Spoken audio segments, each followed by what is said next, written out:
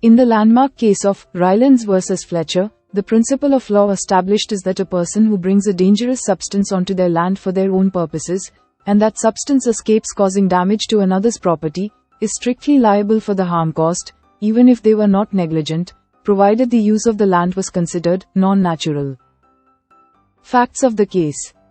1. The defendant, Rylands, built a reservoir on his land to supply water to his mill.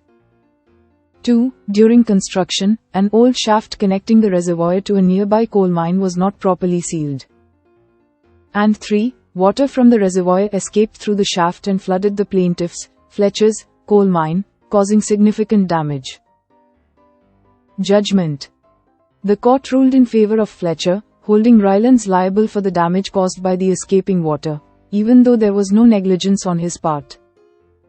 Justice Blackburn famously articulated the principle of law, stating that, the person who for his own purposes brings on his land and collects and keeps there anything likely to do mischief if it escapes, must keep it in at his peril, and if he does not do so, is prima facie answerable for all the damage which is the natural consequence of its escape.